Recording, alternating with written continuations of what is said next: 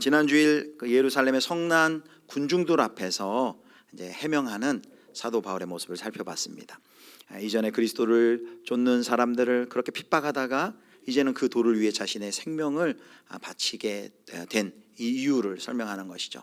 그것은 바로 다메섹으로 예수님 믿는 사람을 잡으러 가던 중에 다메섹에서 부활하신 예수님을 만나는 체험을 했기 때문입니다. 그래서 지난주에 우리는 바울의 자기의 자전적 이야기, 다메섹의 체험을 하는 그 이야기를 통해 우리 세 가지 하나님의 일하심을 살펴봤죠. 혹시 기억하십니까? 첫 번째는 하나님이 부르신다.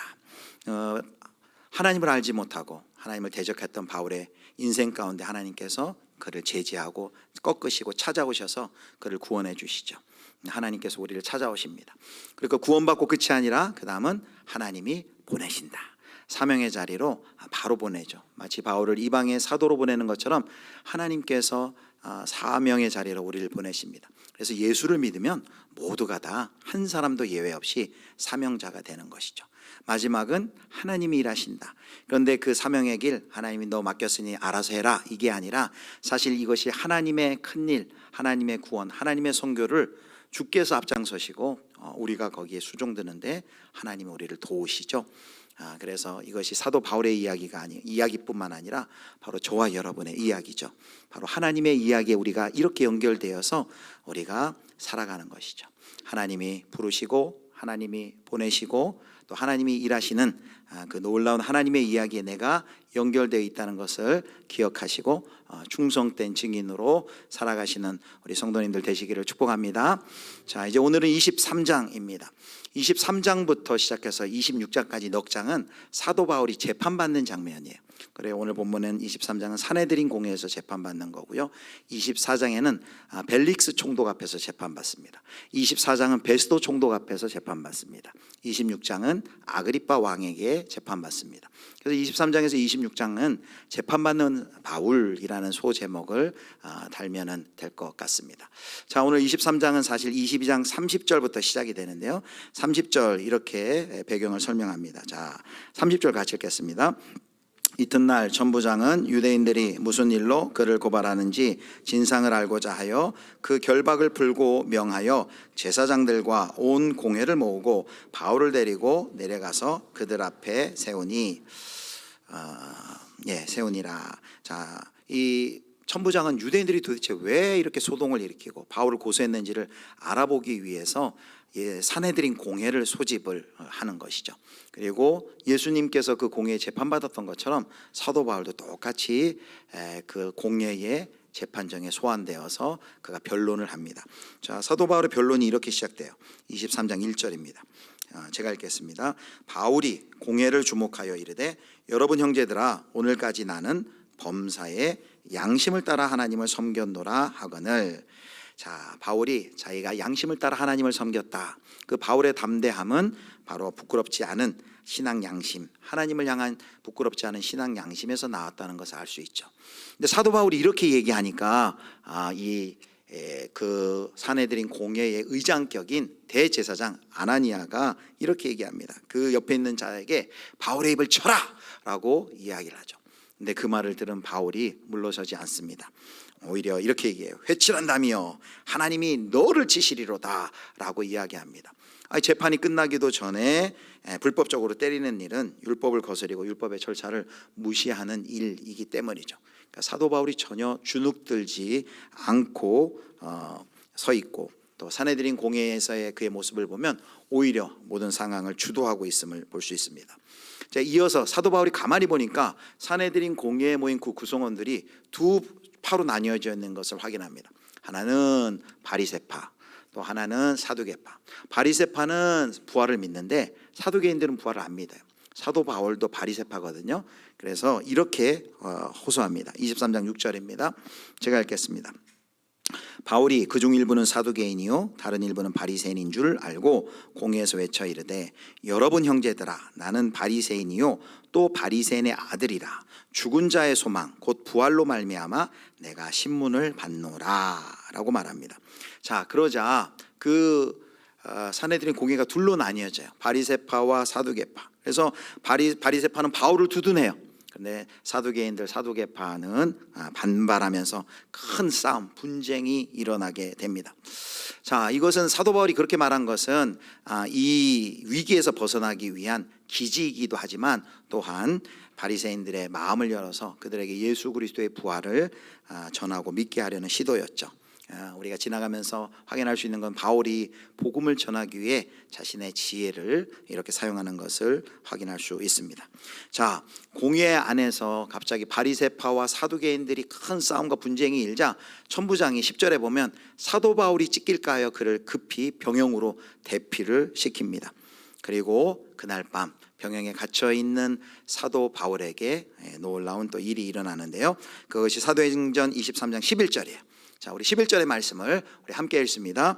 그날 밤에 주께서 바울 곁에 서서 이르시되 담대하라. 내가 예루살렘에서 나의 일을 증언한 것 같이 로마에서도 증언하여야 하리라 하시니라. 아멘. 자, 23장 11절 오늘 본문에서 가장 중요한 요절과도 같은데요. 자, 지금 여기까지 오기까지 3차 전도 여행을 마치고 예루살렘에 올라가려 했을 때 사도 바울이 뭘 들었어요? 곳곳에서 성령의 감동을 통해 결박과 고난이 그를 기다리는 것을 알았어요. 그러나 알았음에도 불구하고 올라가기를 포기하지 않고 순교적 각오로 그가 예루살렘에 올라왔어요.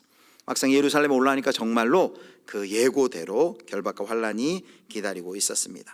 아시아에서 온 유대인들이 몇 주 전에 살펴본 것처럼 그들이 소동을 일으키고 바울을 붙잡아다가 폭행하고 죽이려고 하는 그때 천부장이 군대를 동원해 출동해서 무리로부터 격리시켜서 생명을 구할 수 있었죠.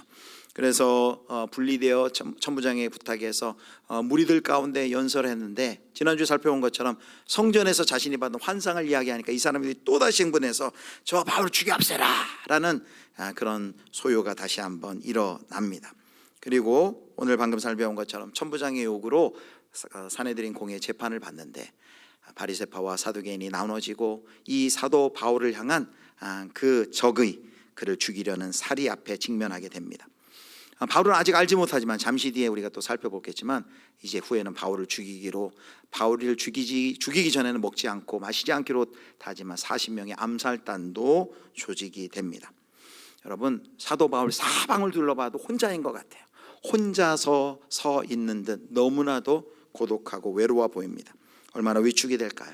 더 불안할 수 있는 상황입니다. 그런데 그날 밤 간신히 위기를 모면한 고난의 밤, 외로운 밤, 그 어두운 그 밤에 바로 주께서 찾아왔습니다.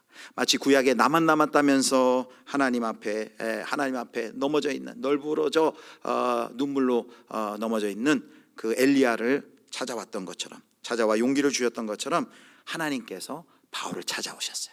그리고 그의 곁에 서서 뭐라고 말씀하셨습니까? 두 가지를 얘기했죠. 담대하라, 담대하라. 그리고 예루살렘에서 증언한 것처럼 로마에까지 가서도 너가 증언해야 할 것이다. 여기가 끝이 아니라는 것. 사명의 길이 남아 있으니 용기를 가져라 라고 말하고 있는 것입니다. 여러분 이때 우리가 아마 묵상하면서 이런 지점에서 한번 생각해 보면 좋죠. 여러분이 만약에 사도 바울이라면 이 하나님의 방문, 주님의 방문을 받은 사도 바울의 마음이 어떠하였을까요? 아마 위로가 되었겠죠. 내가 혼자가 아니구나, 하나님이 나와 함께 하시는구나 라는 걸 깨닫겠죠. 바로 오늘 우리가 이것을 첫 번째로 살펴보기를 원합니다. 하나님은 우리를 통해 우리를 부르시고 우리를 사명의 자리로 보내셨다 그랬잖아요. 우리를 통해 하나님의 뜻을 이루시려고 하는데 그것을 이루시기까지 끝까지 저와 여러분과 함께 해주시겠다는 약속이 성경이 우리에게 주는 약속인 줄 여러분 꼭 믿으시길 바랍니다. 끝까지 함께 해주신다. 자, 볼까요? 성경에 이 임마누엘의 약속. 자, 마태복음 28장 20절 같이 읽겠습니다.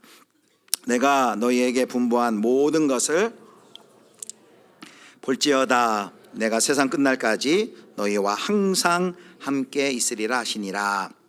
예수님께서 승천하시면서 제자들에게 하신 말씀이잖아요. 내가 세상 끝날까지 어떻게 해요? 항상 너희와 항상 함께 있으리라 하시니라. 바로 임마누엘의 약속. 임마누엘의 하나님이 하늘 보좌를 버리고 이 땅에 오셨는데 이제 부활 승천하시면서 또다시 내가 항상 함께 할 것이다 라는 임마누엘의 약속, 신적 보장을 해 주셨다는 것이죠.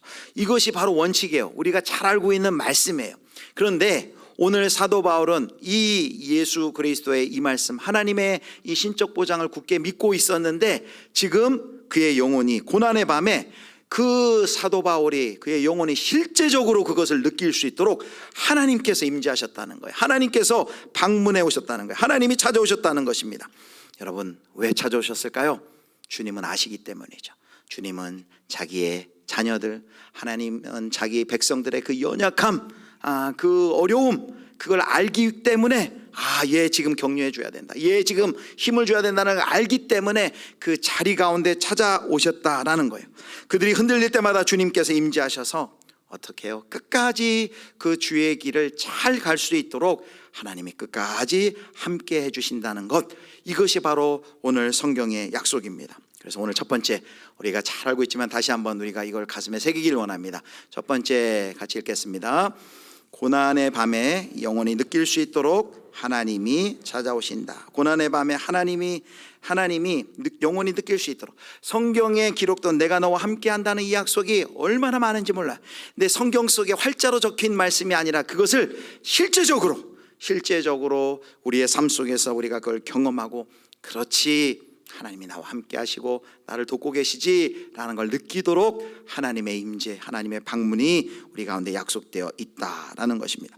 이렇게 설교하면 마음속에 이런 질문하는 분이 있을 것 같아요. 나는 안 찾아오시는데요? 이런 질문을 할 수 있을 거예요. 저도 그런 마음이 들어요. 사도 바울 찾아가는 것처럼 하나님 저한테도 한 번만 찾아와서 사도 바울이 얘기한 것처럼 담대하라, 네가 끝까지 여기까지 가야 된다, 이런 말 하면 내가 조금 더 담대하게 또 힘있게 내가 믿음 생활 할 수 있을 텐데 왜 나한테는 이렇게 안 찾아오시지? 내가 하나님 함께 하신다는 건 내가 성경을 읽으면 알거든요. 근데 왜 나는 안 찾아오시지? 여러분 혹시 그런 생각 드시지 않습니까? 제가 이게 참 질문이 돼서 한 주간 내내 생각했어요. 왜 나는 안 찾아오지? 왜 나는 이런 일이 없지? 이런 좀 신비스러운 일이 좀 나한테 있으면 얼마나 좋을까? 그러다가 답은 아니고 문득 제 머릿속에 이런 생각이 들었어요. 그럼 하나님이 이렇게 찾아오시는데 그럼 너는 사도 바울처럼 그렇게 복음을 위해서 막 매맞고 이렇게 힘들게 복음을 위해서 그렇게 정말로 헌신하고 복음의 길을 가고 있니? 라는 그런 마음이 들었어요. 여러분 분명한 것이 있습니다. 고난이 깊고 정말 믿음의 길 갈 때 믿음의 길 하나님의 뜻대로 살려고 하는데 너무너무 힘든 고난을 받았으니까 성경이 약속하는 건 그거예요. 단순히 문자로 기록된 것이 아니라 하나님을 위해 살다가 고난이 깊으면 깊을수록 뭐는 더 깊다? 하나님의 위로, 하나님의 보호와 인도는 더 깊다는 이 사실, 그냥 성경에 쓰여진 글자가 아니라 정말 그 하나님의 방문하셔서 우리 곁에 서셔서 우리에게 힘 주실 줄 여러분 믿으시기를 주님의 이름으로 축복합니다.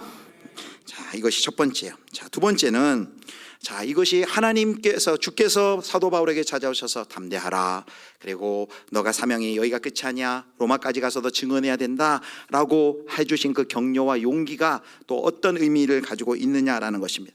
사도 바울이 자신과 함께하고 있다는 것에서도 용기를 얻지만 또 거기에 더해서 사도 바울이 아주 깨달은 너무나도 중요한 사실이 있다라는 것이에요. 그것은 뭐예요? 내가 하나님의 계획 가운데 있구나, 하나님의 계획과 목적 가운데 내가 지금 쓰임받고 있구나, 그리고 이 하나님의 계획과 목적을 틀어버리게 하는, 그 하나님의 계획을 방해하는 그 어떤 어려움도, 그 어떤 방해도 있을 수 없다라는, 그 어떤 어려움도 방해도 하나님의 계획을 방해할 수 없다라는 것을 그가 확신하게 되었다라는 것이죠. 여러분, 그래서 우린 두 번째 이렇게 정리할 수 있어요. 자, 같이 한번 읽어보겠습니다.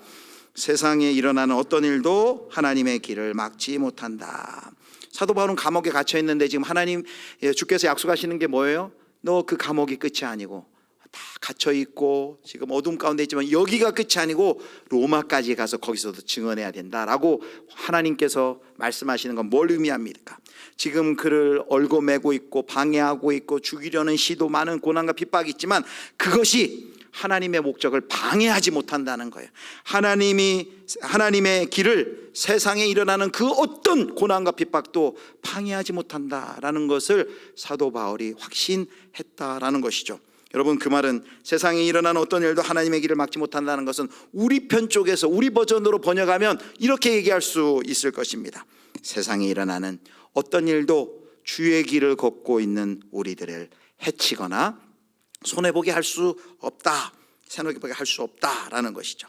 하나님의 길을 막지 못한다는 것은 그 길을 걷는 우리들이 당하는 어떠한 고난과 핍박도 우리를 해치거나 그리고 우리를 손해보게 할 수 없다라는 사실입니다. 여러분, 하나님이 함께해 주신다는 약속은 이것까지 보여주는 거예요.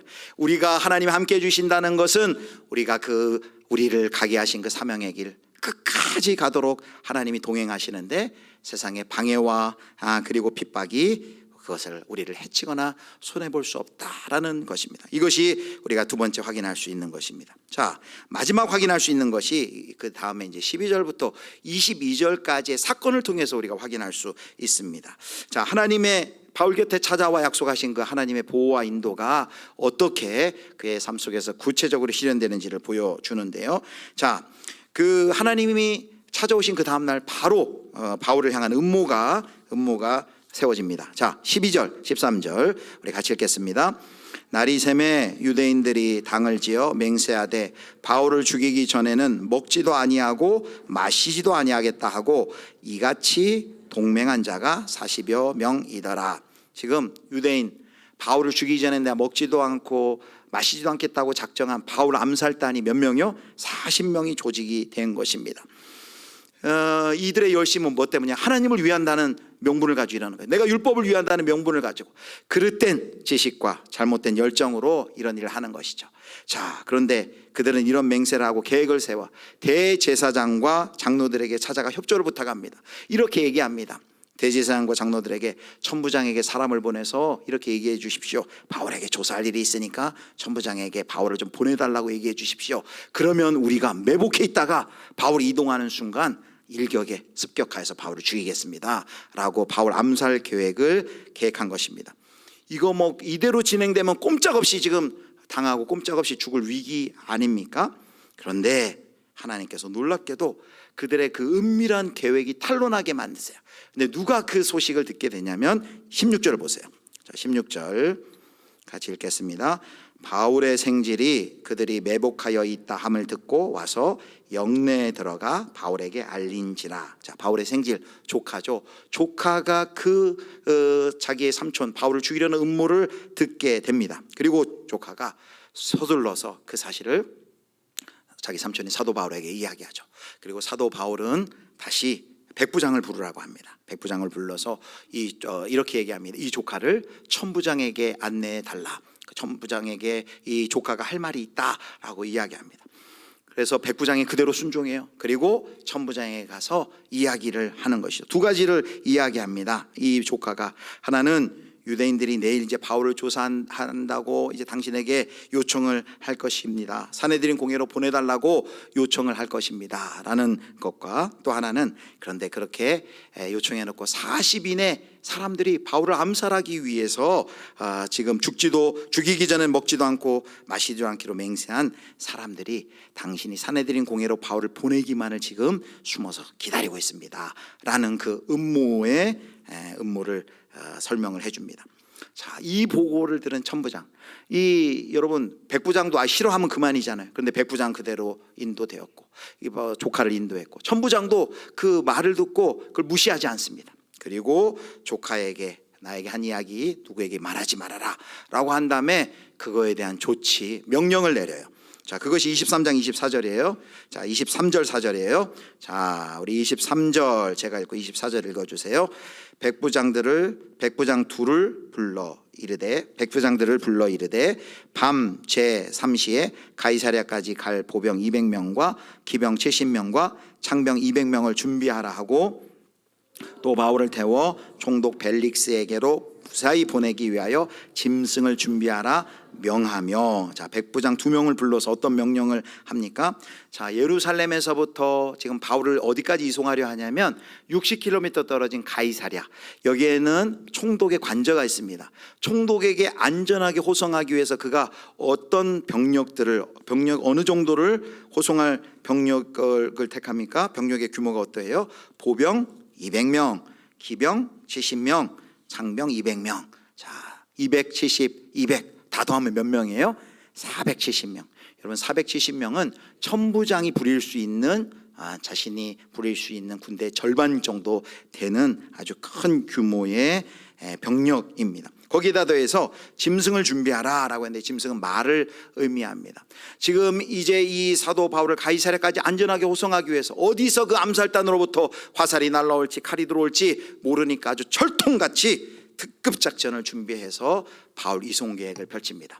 그리고 오늘 읽지 않았지만 23장의 마지막까지 그렇게 무사하게 이 사도 바울이 가이사랴 총독 관저까지 보호 속에 이송이 되는 것을 볼 수 있습니다. 사랑하는 성도 여러분, 바로 여기서 우리가 한 가지 아주 중요한 것을 확인을 해 보려고 합니다.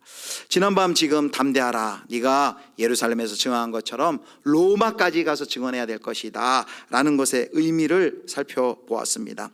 하나님께서는 이렇게 그 어두운 밤, 그 외로운 밤, 주의 길을 걷다가 고난당하는 하나님의 자녀를 내버려 두지 않고 영원히 할 수 있도록 친히 찾아와서 위로하신다는 걸 알았어요. 또한 그뿐만이 아니라 그 주의 길을 가는 것을 방해하는 세상의 어떤 세력과 음모도 그것을 방해하지 못한다, 우리를 해치지 못한다는 것을 살펴봤어요. 그런데 오늘 보니까 해치지 못한다, 방해하지 못한다라는 정도가 아니에요. 바울이 지금 어떠한 보호 속에 이렇게 지금 가이사랴까지 가게 됩니까? 대적들은 지금 뭐라 그랬어요? 바울을 죽이려고 했습니다. 죽이려고 아주 그들 나름대로는 철저하게 계획을 세웠어요. 그런데 하나님께서는 그 음모를 꺾어버리실 뿐만 아니라 오히려 그 음모를 역이용하셔서 바울을 로마로 가는 길을 친히 열어주셨어요. 여러분 생각해 보세요. 바울이 일일이 연락하고 잡고 계획하고 로마까지 가려면 여비도 많이 들고 얼마나 복잡했겠어요. 그런데 지금 비록 죄인의 신분이지만 로마 정부가 앞장서서 그 제도를 이용해서 안전히 그 로마까지 사도 바울이 이송이 되는 거예요. 여러분, 하나님의 길을 막을 수 있는 권력이나 음모가 없다라고 우리가 살펴봤는데, 그 어떤 어려움도 하나님의 길을 방해할 수 없다라고까지 살펴봤는데, 우리가 세 번째 다시금 확인해야 할 것이 있습니다. 그것이 뭐예요? 하나님은 방해할 수 없다 정도로 남기는 것이 아니라 그 방해를, 그 음모를, 그 핍박을 역이용하셔서 그것을 통해서 하나님의 뜻을 이루신다는 사실이에요. 여러분, 구속사 가운데서도 그 일들이 면면이 이어지고 있습니다. 반전의 하나님. 여러분, 이스라엘이 애굽에 430년 포로 생활을 했어요. 눈으로 보면은 이스라엘 백성이 애굽의 포로에서 압제를 당하는 것이지만 그것은 애굽을 위한 일이 아니라 이스라엘을 위한 일이었어요. 이스라엘 백성들이 또 포로로 바벨론에 끌려갑니다. 그런데 포로로 끌려가서 포로 생활하는 그 일이 바벨론에 어떤 자랑과 유익과 승리를 위한 일이 아니라 그 포로살이가 이스라엘로 복되게 하나님께서 그것을 바꾸셨어요. 하나님께서 간섭하신 것이죠. 그러므로 우리는 어떤 결론에 도달할 수 있습니까? 이 세상에 일어난 어떤 일도 우리를 해치거나 우리를 손해보게 할 수 없다. 이것을 두 번째 확인했어요. 자, 로마서 8장 35절 말씀 우리 같이 읽겠습니다. 누가 우리를 그리스도의 사랑에서 끊으리요? 환난이나 공고나 박해나 기근이나 적신이나 위험이나 가리랴. 우리를 그리스도의 사랑에서 끊을 수 없다. 그 어떤 것도 어떤 세력도 우리를 주의 길을 걷는 우리를 해치거나 포기하도록 만들 수 없다라는 것까지 확인했어요. 그런데 여기서 한 걸음 더 나아간다는 것입니다. 그것이 무엇입니까? 세상에 일어나는 그 어떤 비극도 어떤 절망도 하나님께서는 그것을 오히려 사용하셔서 하나님께서 그것을 사용하셔서 반전의 역사를 일으키시고 하나님의 뜻을 일으킨다라는 것이에요. 바로 그 반전의 하나님, 역전시키는 그 하나님의 모습을 가장 잘 보여주는 것이 어딜까요? 바로 십자가 아니겠습니까? 인간의 최고의 배신인 메시아의 죽음은 더 이상 아무것도 기대할 수 없었을 것 같아요. 그런데 하나님께서는 그 십자가를 어떻게 변화시키셨습니까? 바로 하나님께서는 그 십자가를 뒤집어서 부활의 영광으로 만드시지 않았습니까? 바로 하나님은 모든 것을 이렇게 뒤집을 수 있는 분이에요. 저렇게 되면 안 되는데, 저렇게 지나가면 안 되는데, 이렇게 되면 끝장인데 싶은데 오히려 거기로 가다가 하나님께서는 반전시키셔서 하나님께서는 오히려 그것을 통해서 하나님의 일을 이루시는 것을 볼 수 있어요. 여러분, 요셉의 인생을 보세요. 요셉이 형들이 저라는 꿈 꿨어요. 우리가 볼 때는 이제 요셉이 언제 그 하나님의 꿈을 이루어질까? 그런데 요셉의 생애를 창세기에서 보면 꿈과는 점점 멀리 갑니다. 잡혀가고 노예로 끌려가고 감옥 속에 갇히고 자신들이 꿈 풀어준 사람들 떡 맡은 관원장, 술 맡은 관원장, 살아남아간 관원장은 바로 이 요셉을 잊고, 그런데 여러분 어떤 일이 나요? 어느 날 그동안의 그 갇힘과 그 매임이, 그 모든 것을 하나님께서 사용하셔서 요셉의 인생을 반전시키셔서 하나님의 때에 하나님께서 많은 생명을 살리시기 위해서 그를 애굽의 총리로 세우시는 것 우리가 보지 않습니까? 하나님의 일하심이 이와 같다는 거예요. 하나님께서는 우리에게 사명을 가라고 하고 너 혼자 가라 하지 말고 우리와 함께 하실 뿐만이 아니라 우리 앞에 일어나는 여러 가지 고난과 핍박과 방해들, 그것을 그냥 막아주는 정도가 아니라 그 방해를 하나님께서는 마치 소품 삼듯 그것을 통하여서 하나님의 놀라운 계획을 이루어 나가시는 반전의 하나님인 것을 여러분 꼭 기억하시고 믿으시기를 주님의 이름으로 축원합니다. 그러므로 여러분 앞에 여러 가지 만약에 방해와 고난이 있다면 이렇게 생각하면 돼. 누가 나를 괴롭힌다. 직장에서, 회사에서 내가 정말 믿음으로 살렸는데 방해한다. 그러면 이렇게 생각하시면 돼요. 혀를 한번 차주세요. 아이고 참 이거 배경 하나님의 뜻에 소품 노릇하느라고 참 수고한다. 나를 위해서 이렇게 배경 노릇해 주니 감사하다 생각하면 됩니다. 여러분, 하나님이 본문이에요. 이 모든 방해는 다 배경이에요. 그 배경을 통해서, 여러분 배경 없으면 그림이 예쁘지 않잖아요. 그 스토리가 진행이 되지 않다. 그 방해도 핍박마저도 그걸 배경 삼아 하나님께서 주의 뜻을 이루어 간다라는 것입니다. 자, 그러게 그것이 세 번째예요. 세 번째 같이 볼까요? 세 번째 우리 같이 읽습니다. 세상의 어떤 비극과 절망도 하나님은 사용하여 반전을 이루신다. 여러분, 하나님이 하실 일을 기대하세요. 이렇게 가면 내 생각에는 이거 안 되는데, 저도 지금까지 짧은 생애지만 그렇게 하나님이 일하신 건 너무 많이 봤어요. 어떻게 하다 일이 이렇게 꼬였지? 그런데 오히려 꼬여가지고 그 일 때문에 일이 더 진행이 되는 것을 저는 많이 경험했어요. 아마 여러분들도 아마 그런 일들을 많이 경험했을 거예요. 반전의 하나님, 부활의 하나님, 반전의 하나님이 주의 길을 가는 백성들 이렇게 인도하신다는 거죠. 오늘은 이 세 가지인데요, 오늘은 보너스 부록으로 한 가지 더 살펴보도록 하겠습니다. 그것은 뭐냐면 바로 하나님의 손에 사용된 바울의 생질 조카입니다. 여러분 혹시 이 바울의 조카의 이름 알고 계신 분, 성경을 많이 읽으신 분 중에 알고 계시는 분 혹시 있습니까? 그분 저에게 개인톡을 주시면 제가 선물을 드리도록 하겠습니다. 근데 성경 아무리 봐도 없을 거예요. 왜냐하면 무명이에요. 무명. 그냥 바울의 생질 조카라고 나와요. 그는 이름도 없어요. 복음 역사에 그가 많은 일을 하지 않으면 아주 중요한 일을 했는데 성경에 이름이 기록되어 있지 않습니다. 그야말로 주님의 역사의 조연이었어요. 조연. 아니면 지나가는 행인처럼 행인 1, 나그네 2 이렇게 사용되는 사람처럼 그냥 무명의 봉사자예요. 그런데요, 바로 하나님의 나라는 이렇게 역사의 뒤안길에서 묵묵히 수고하는 바로 이런 바울의 이름 없는 무명의 조카와 같은 이런 사람들의 섬김과 수고로 하나님의 나라가 세워져 간다는 사실입니다. 온 세상은 유명한 사람, 이름나는 유명한 사람, 능력 있는 사람, 인정하는 사람 몇몇 사람의 이름만 기억을 해요. 그러나 하나님의 나라는, 우리 하나님 아버지께서는 아무리 작은 자의 활동도 하나님께서 주목하시고 다 기억하는 줄 여러분 믿으시길 바랍니다. 이제 오늘부터 봉사부가 팀이 바뀌어요. 우리가 계속 광고했는데 이제 주일에 밥을 못 먹게 되나, 이제 봉사팀이 이제 마치면은 다음에 이제 봉사팀을 잘 세워지지 않아서 광고도 하고 기도도 부탁했는데 감사하게 자원자들이 생겨서 이제 오늘부터 이제 맛있는 점심을 또 이어서 만드실 거예요.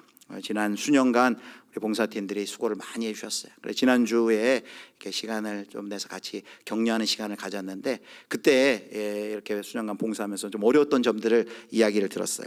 추운 겨울에 주방에 조리를 하러 내려가면 이 주방이 일주일에 한 번 쓰니까 불을 넣어도 이게 불이 쉽게 따뜻해지지가 않는 거예요, 난방이. 그러니까 바닥은 차지, 그러니까 발은 시렵지, 손은 시렵지. 그래서 그 발도 시렵고 손도 시렵고, 그래서 이렇게 말씀하시죠. 눈물 흘리면서 밥을 지었다라고 하는 거예요. 근데 저는 그것도 모르고 그렇게 고생하는지도 모르고 그냥 맛있게 주일마다 밥만 맛있게 저 혼자 먹었다는 거 아니에요. 너무 죄송했어요. 그런데 여러분, 담임 목사는 알지 못하지만, 또 혹시 장로님들은 알지 못하지만, 누구는 다 보고 알고 기억하고 계실까요? 하나님께서는 다 보고 알고 기억하시는 줄 여러분 믿으시길 바랍니다. 하나님 나라가 완성되는 그날에 그 무명의 봉사자들에게 하나님 이렇게 말씀하실 거예요. 잘했다. 착하고 충성된 누구누구야. 잘했다. 우리는 그 이야기를 들으면 얼마나 감격하게 될까요? 어디 제가 이제 주방팀만 얘기했지만 주방팀 뿐이겠습니까? 많은 곳곳에서 58년 동안 우리 교회가 지금 이렇게 서 있는 곳, 수많은 여러분 다 그분들 이름 기억해요? 벽돌 짓고 나름의 이 예배당 질 때 그 수고했던 그 헌신, 우리 선배들의 신앙의 헌신, 이름 우리가 다 기억하지 못합니다. 그러나 그분들의 헌신과 수고가 있었기에 우리가 지금 여기 이렇게 편안히 예배드릴 수 있는 것이죠. 여러분, 오늘 특별히 봉사와 사역 섬김을 위한 신청서를 이렇게 넣었어요. 삽지로 들어갔어요. 여러분, 봉사를 나는 뭐 할 거 없다 생각도 한번 그냥 쭉 꼭 한번 읽어보세요. 여러분, 위에서부터 여기, 이것은 단순히 종이와 글이 아니라 수많은 성도들이 이 자리에서 땀과 눈물과 헌신을 하고 있다는 거예요. 이 각 항목마다 적게는 2-3명에서 많게는 20명, 30명씩 그 일을 누가 알아주지 않아도 그 일에 헌신하고 수고하고 있다는 것입니다. 바로 이런 헌신과 수고가 있기에 우리 교회, 그리스도의 몸된 우리 예수비전교회가 건강하게 세워져 나갈 수 있는 것이죠. 여러분, 그 자리에 하나님께서 여러분을 초대하십니다. 여러분, 하나님이 부르시는 그 자리, 또 은사를 따라, 또 자신이 또 감동되는 것에 따라 여러분 꼭 한 분이 나는 내년에는 봉사를 하시는 분들은 뭐 2개, 3개 하세요. 근데 나는 내년에는 뭘 좀 봉사를 할까 좀 꼭 한번 생각해 보시길 바랍니다. 바로 그분들이 누구예요? 바로 모두 무명의 바울의 조카와 같은 분들입니다. 우리 예수비전교회 많은 성도님들이 이렇게 무명의 바울의 조카와 같은 분들이 우리 공동체 가운데 많이 세워지기를 주님의 이름으로 축복합니다. 자, 말씀 정리하겠습니다. 오늘 3가지, 우리 담대하라, 내가 로마에서도 증언해야 하리라 라고 사도 바울을 찾아온 그 예수 그리스도, 그 주님의 격려를 통해 우리 3가지를 확인했습니다. 첫 번째, 같이 읽겠습니다. 고난의 밤에 영혼이 느낄 수 있도록 하나님이 찾아오신다. 성경 속에 기록된 내가 나와 함께 한다는 성경 속에 기록된 그 말씀이 생생히 살아서 내가 느낄 수 있도록, 내가 하나님의 길에 최선을 다해 그 길을 걸어갈 때 고난의 기쁨은 깊을수록 하나님의 위로도 깊다는 것 여러분 분명히 믿으시길 바랍니다. 두 번째, 세상에 일어나는 어떤 일도 하나님의 길을 막지 못한다. 우리가 그 하나님의 계획 속에 있을 때 바울도 지금 얼마나 많이 방해해요. 죽이려 하고 못 가게 하려고. 그러나 막아서지 못합니다. 세상의 어떤 세력도 권세도 하나님의 길을 막지 못합니다. 그뿐만이 아니에요. 막지 못할 뿐만 아니라 3번째 같이 읽습니다. 세상의 어떤 비극과 절망도 하나님은 사용하여 반전을 이루신다. 십자가를 부활로 역전시키시는 하나님의 은혜가 우리와 함께 하셔서 어떠한 비극도 절망도 그것을 배경으로 삼으시고 그것을 하나님의 도구로 삼으셔서 하나님의 뜻을 반드시 이루신다. 바로 우리가 받는 모든 고난과 어려움 속에서 바로 이 위대한 하나님의 사랑 그리고 보호와 인도 속에 저와 여러분이 붙들려 있다는 사실을 굳게 믿으시고 이 사명의 길 끝까지 담대하게 나아가시기를 주님의 이름으로 축원합니다.